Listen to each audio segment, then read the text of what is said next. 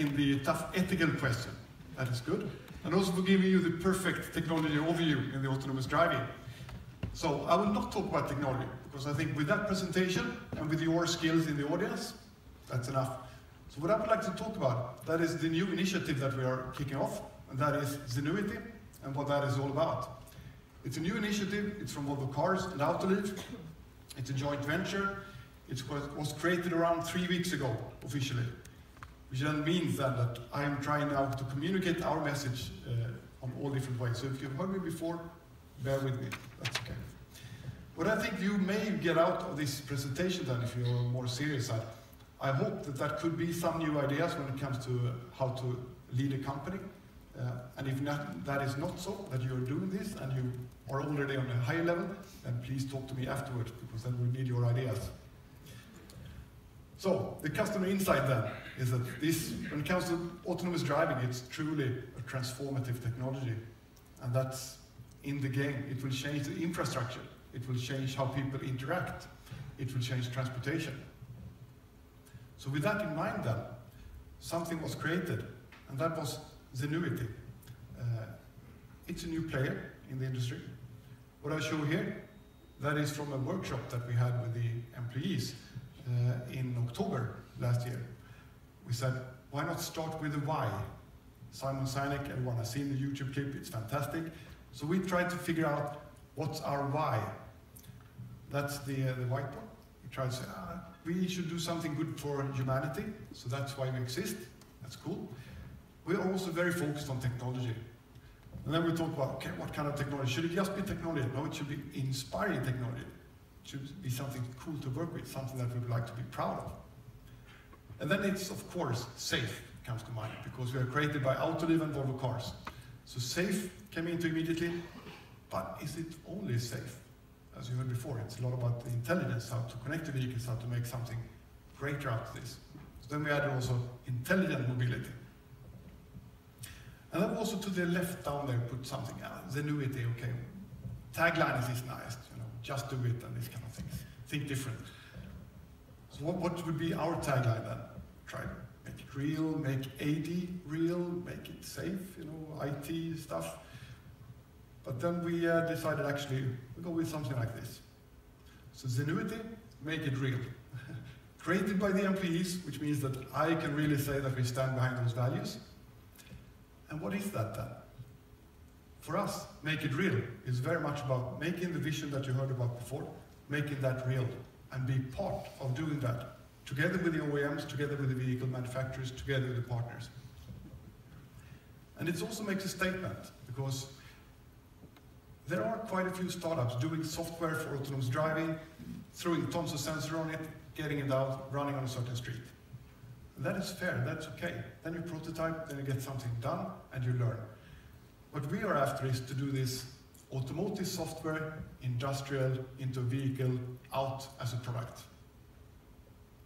And I believe with our heritage, owned 50-50 by Autoliv and Volvo Cars, we certainly do have the engineers and the programmers that knows how to do that.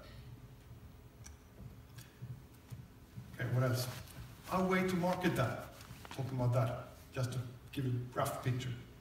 Zenuity has only 2 customers, which is very easy in that respect. One demanding one in Volvo and one demanding one in Autoliv. And the benefit is for us, we can focus on technology. We get the technology platform in place. Autoliv then uses their relations and connections and trust with the other OEMs and brings it to market. And bringing something to market is actually quite difficult, because what you have there is also 1,400 application engineers that works together with the OEMs in customization products and adapts. So this is our way of working and getting ourselves out to the market. What we're focused on is not only to solve the revolutionary part of the AD vehicle, but actually also doing the ADAS. And here we have a big advantage, because we have all the technology that you find in the Volvo XC60 and all the active safety technology inside Autoliv related to this area is now transferred and can be used by us, and will be used by us, also with the responsibility to continue to develop it. So we have a constant stream of ADAS technology. while also attacking the AD issue. And on top of that, we're also seeing that we have quite an opportunity in the cloud space. As you saw, when vehicles start to connect to everything, that's good, that's cool, but they probably needs some kind of technology solution in between where you can actually help to broker that kind of information and to solve new innovative ideas in that space.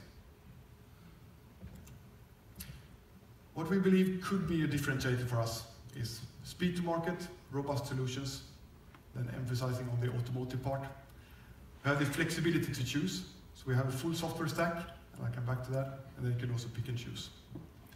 And then we're pushing the boundaries with the spearhead innovations. And this is done, together with the PR agencies. So if you think it looks good, that's nice. What I would also like to pinpoint is that there are some difficulties in this one, and I did like that. Time to market, that's everything in this game, with a robust solution. That is pretty tough. How do you actually solve being agile and develop automotive solutions at the same time? So with that, I would also like to open up if there is any ideas that you may have afterwards, please share it with me how to do that properly. And then when it comes to the flexibility to choose, we'll have a full software stack all the way from the sensors to the steering and the actuators, so to say. How do you actually do that kind of architecture? What kind of tools are available? How do you make that so efficient so if certain OEM comes and says, perfect, I just want the adaptive cruise control from you. That's a good piece, makes our team to focus on other stuff. How do you do that? How do you make that kind of architecture so it really works? And then spearhead innovations, we said, all right, let's push a couple of new technologies and really make that as a standout technology. What are those? Is it kind of the summoning feature from Tesla, or is it something really cool related to autonomous valet parking, or what would that be? What would the customer benefit, and what would the OEM really like to push? And then I also added a few more things. We also took on the challenge to be hardware agnostic. What does that mean? For us, it means that we have a certain reference architecture. And then when the customer comes and say, perfect, but we appreciate this kind of radar, but we would like to work with this one instead. How do you shift that? That is probably a bit easier than actually saying, all right, you have a computational platform, now let's change that. How do you port and work with software like that? So that's one of the challenges as well. And I also touch upon the other ones. So I would just like to share. It's very nice, very open, being transparent. This is our features, this is what we work with, that's what we are aiming to solve. Coming to the immediate task at hand then, that's the ADAS system. We have all that in place, but we would like to bring more innovations to the market. How can you actually make ADAS even more innovative and way forward and thinking? And here we would like to open up for some global innovation going. So we have a platform on our way that we would like to open up to get the best programmers of the world to be able to contribute in this area. That's also related to the cloud, of course. Autonomous driving.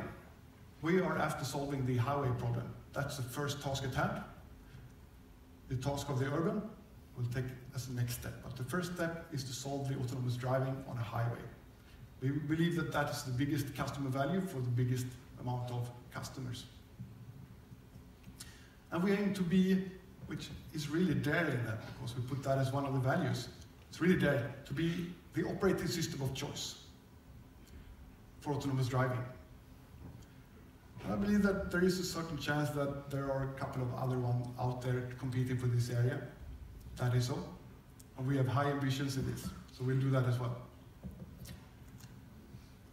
The scope is just a scope picture, taking all the way from the sensing to the actuators, adding the cloud, of course, connected safety functions, the map, as you heard, is a key ingredient to be considered as a sensor. How do you do crowdsourced data to feed the AD vehicles, that kind of discussions. And of course, a lot about safety.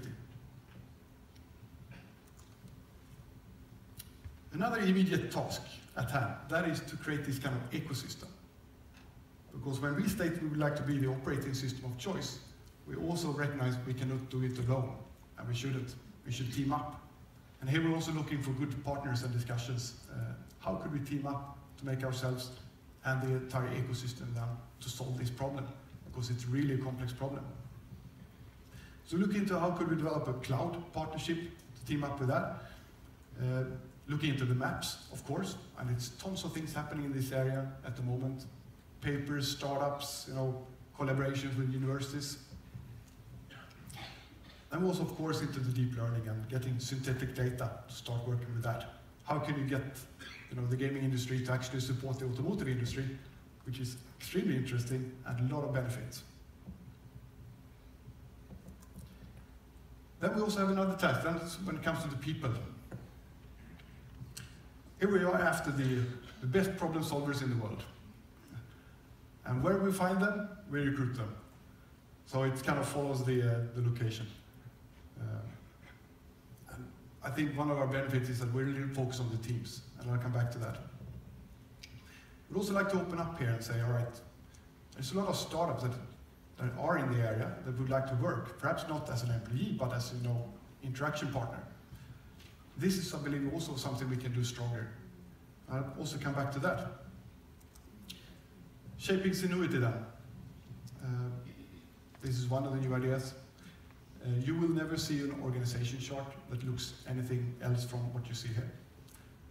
That is our organization chart. It's focused on the competencies. So, of course, it's cross-functional. It is also based on the teams. And the task for me and the leadership team and the rest is to support the teams. That's a strong belief at ours. I also share a few things what we do with that. I also touch upon where we're standing: Detroit, Linköping, Munich, Gothenburg. We let the teams here, and this is partly vision, partly happening, so bear with me on that, but that's where we're going. So we let the teams choose their own methods. We believe that they are competent and know what works best for them. We also started out, quite traditional, and said, oh, let's now choose team leaders who are the best that we consider in the teams to be able to get the honor to lead the team. But then we questioned ourselves and, yeah, well, that's a bit traditional and conservative. Why not let the teams themselves choose how they lead and govern themselves? So that's right now happening. And it could be so that for a certain phase, it's a certain competence or profile. For the next phase, it could be another. And it's up to the team. They take the full responsibility for the sprints and for what they deliver for the next phase. And then it's also, I think, in their right to also choose how they manage and get going into that. Of course, the latest tools, and etc. Team dynamics, I will also touch upon. What is that? Because we recognize that coming together, a bunch of engineers working on a certain topic, that is cool, that is good. But there are also some kind of team performance or team skills that you need to put in place. So I will actually show you this, this graph. It doesn't look too interesting, but it's the management team profile, the leadership profiles. So here we have each of the leadership team members to sign in, a typical Myers-Briggs or similar kind of team dynamics, it's called, from Canada. Fill that in then we get, how do you act in work? What's your professional profile? You have done tons of this, I'm sure. What we do here is that we do it personally, we bundle it together for the team, those teams, and then the leadership team is one of those. And then you get a profile. And then it's not right or wrong. Then we ask the team themselves to reflect upon their profile and what they need to think about, able to be effective and efficient. So in our regards, our profile is that it's quite result-oriented, big pace, and also need to think a bit about how we communicate. So we don't, take a decision and move, and then we don't, communicate it all the way out. That was one of the weaknesses, one of the thoughts that we had as a leadership team that we need to think about. So it makes you as a team to reflect upon how you work. And then when we need to reprioritize something, we dissolve the team and bring up a new team. Typically we just ask, work harder, and sometimes it works. But I think we should also take the responsibility here to actually dissolve the team or reprioritize and do that quite rapidly. And then when that happens, then you bring your profile to the new team, put it in a new context, and then get a new profile for the entire team. So that's what we put in place. We're also looking into solutions that we could, normally, at least where I come from, you do one survey a year. And then that's the truth, that's how the employees feel, and that's what you work with for the next year. We're looking into a system where you can do it at least per week, and do it fast, and do it together when you do the normal, where did I spend my time? And I believe with that kind of speed, they could actually act and react much quicker. That's also what we look into. What else? We base a lot from the ideas from the employees. That's of course a given. We take the basic frames from SAFE and apply our thoughts on top of that. We also secure that, traditionally you have a line project set up, and then they fight.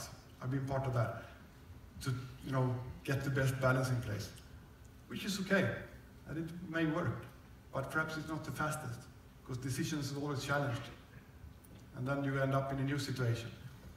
So we're trying something else then, and you're probably already working or doing similar things, but we are saying the product owner runs the prioritizations for the teams, and that's it. No interference by the leadership team. It's the product owner together with the customer that makes the priorities. And totally open backlogs, transparent, one backlog for the entire company. That's what we are aiming for. And then we challenged each other, I would say, but the CFO, the finance guy, and ourselves, we thought, there could also be innovations in the finance part of how you run a company. So we're actually skipping the budget. And that, I think, is a good innovation. We skip the budget because normally what happens is that you try to protect your budget, you try to protect your people, and that's what you work with. But if you skip that and put a lot of emphasis instead into the forecasting, and then you follow up, per quarter, then you have just as much precision, and you have much more healthy mind personnel when it comes to budget and cost and how you treat that. And you build in speed. So that's what we're doing. What else then? Coming back to that slide then. That one is now turned into something like this. The flip chart.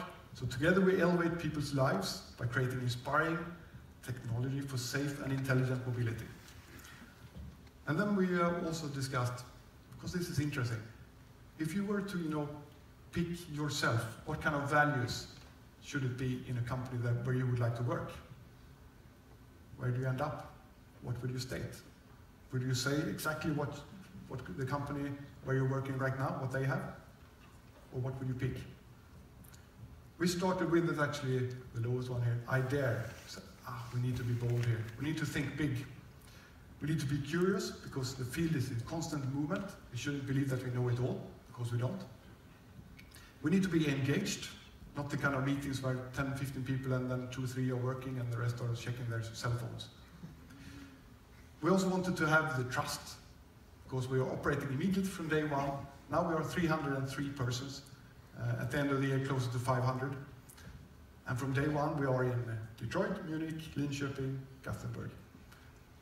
And it's also 2 different cultures that comes into play. You have the Autoliv culture, and you have the Volvo culture, and you have external people that we're hiring, bringing in their reviews. So in that kind of context, we need to trust each other and kind of form this new culture of ours that matches then the mission that we have. So it's not something for itself, it's something that matches the mission we have. And then sharing. Sharing knowledge, sharing space, sharing the office environment, kind of natural things. And then we got a new one from our chairman, John Carlson. He said, you are a supplier, you should really be focused on the integrity part, because you will work with many OEMs. And that's a good point, so we put that in and really try to emphasize that as well. On top of that, we have focused on competence. So what you'll find is typical competence areas. Those are the perception, analysis, verification, the architecture. I mean, all of those areas. And then we also call something base functions, which is business, how you work, the finance and the people, and IT. And we put on top of everything, we put the purpose-driven teams. That's also something. So when we now have, created a new team, the first mission for that team, that is to run a couple of hours a workshop around what is the purpose of the team in the view of the employees. And here you may think, at least I thought so when I did the same exercise for the leadership team, I thought, how hard could it be? The purpose for the leadership team, excellent. We do it in half an hour and then we can go work with the operation stuff or something. It took like 3-4 hours because it's not so evident. But I also strongly believe that if you agree upon the purpose from the team members, then you're much stronger. Then you would understand a certain view, or you had the same perspective. So it's time well spent to do that when you form the team immediately at the start. Yep, just a picture of the map if you know where it is, but that's where it is. Also building up this, why I think it's interesting. We have deliveries immediately. We are not the kind of startup doing something, in 5 years. The first delivery is week 28 for the lead customer, the first one out. And that is healthy for an organization. Then we cannot think too long of how to do things. We need to act and test and prototype. If it works, move on. We also put ourselves the task that, we have a cool new idea for a feature for a car, vehicle, cloud. Have that during the weekend. Monday we arrive, we have a new idea. Then we task ourselves to say, right, not on this Friday, but the Friday after. Then we should be able to test that in a vehicle to see if the idea holds. And that kind of statement or task actually put the entire organization on the toe to see what would that mean to deliver that when it comes to continuous integration and deploying things in the car. This is where we're operating. You will see the Munich, Southfield. I do not have a proper picture. It's not on the fixed location yet. And we have the office in Lindholmen here. And that one is actually being built. And here's also the reason why should I show pictures of houses. I mean, it's not very interesting. But I think, in a way, we'll open up a floor on that one.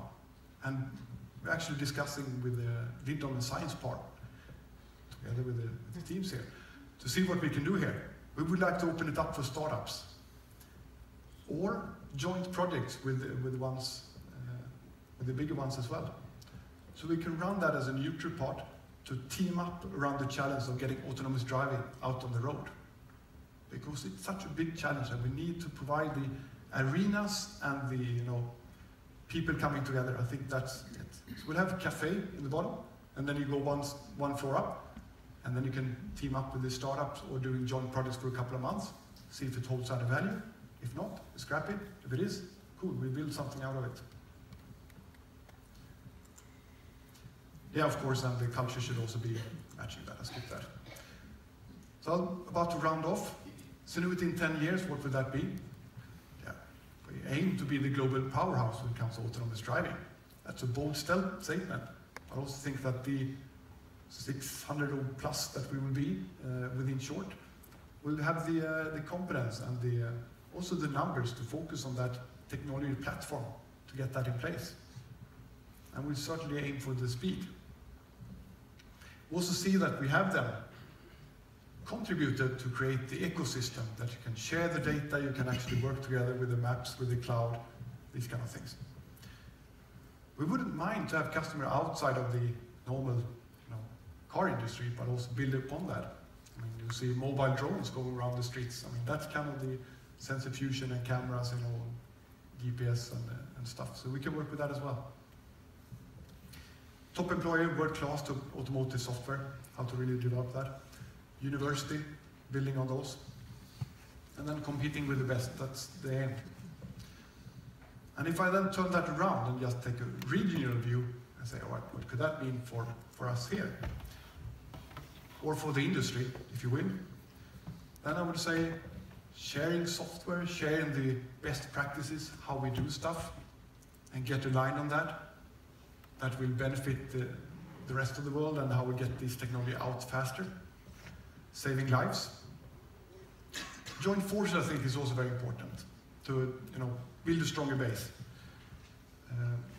Then I've also triggered, together with a few other big players in the region, how could we market the west of Sweden, then, if you will, because we should also build on the local strength here. We do the same in Munich and same in Detroit, where we are situated.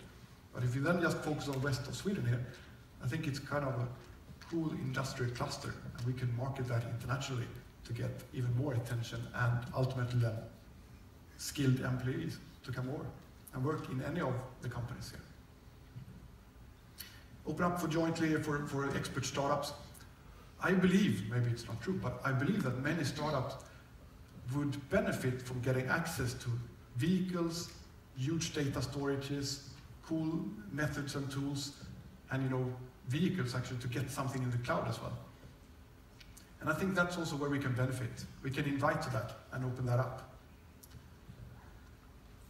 Then, of course, it's not an easy task to solve, so why not always challenge then the vision of autonomy and how we get further ahead on this journey. Of course, find new ways of collaborating with universities, and how you employ. It doesn't need to be an employment, it could be a shared workspace, it could be anything, but we need to team up here to compete with the best. That's the aim.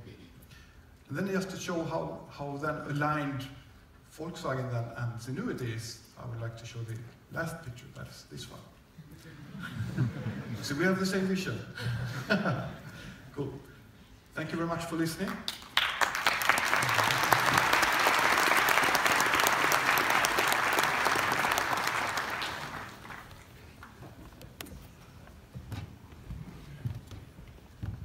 That was a pretty amazing presentation. What do you think? Don't need coffee when you have presentations like that. I'm really excited you guys are going to be in Lindholmen, because that's where we work, so we will hopefully come and have a coffee with you guys. We will open up the round of questions. Are there any questions out there? I'm sure there are many.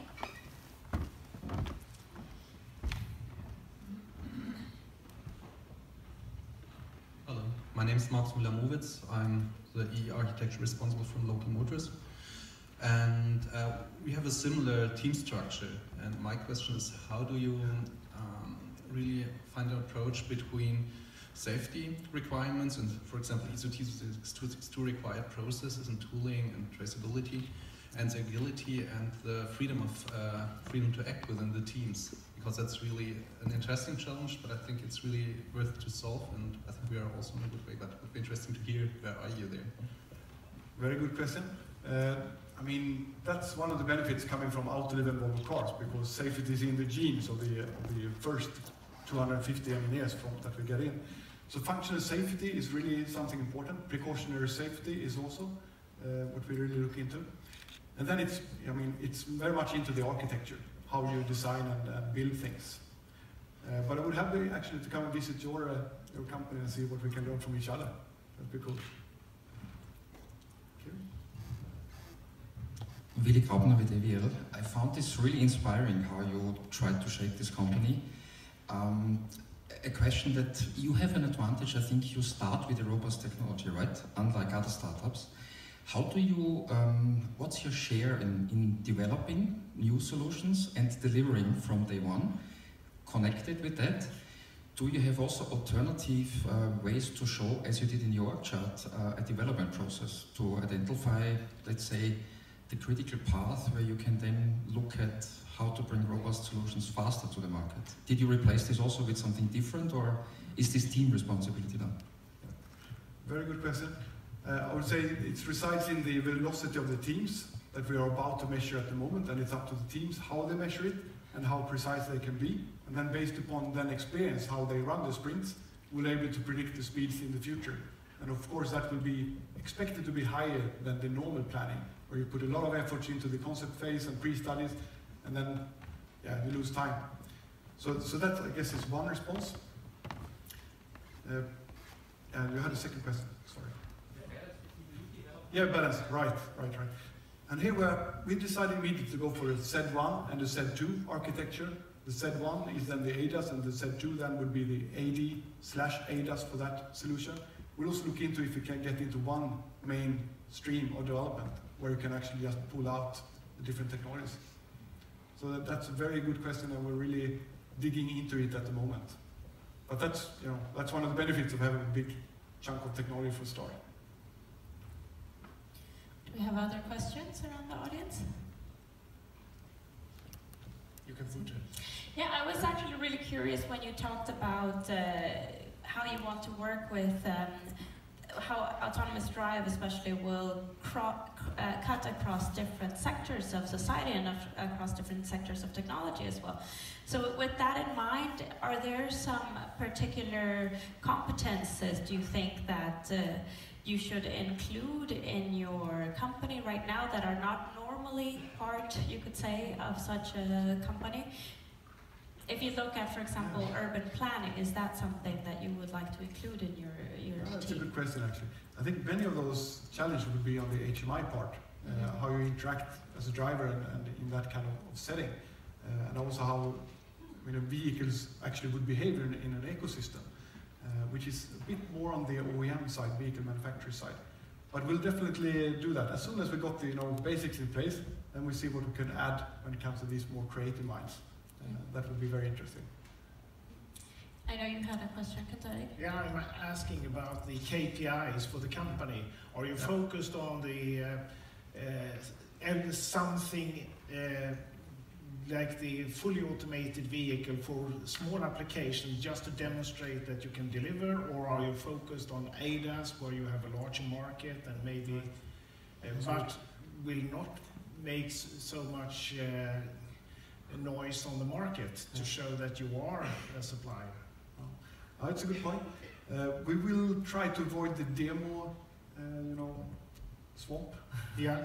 Because it's so much noise going on in that space, so we don't really see that we would need to put that, you know, a vehicle that can operate. So we know we can do it, so we don't need to show technology with that tons of lidars and stuff on it. Yeah. So we'll try to avoid that space and instead work with the OEMs to see how we can motivate and argue for our technology in that sense.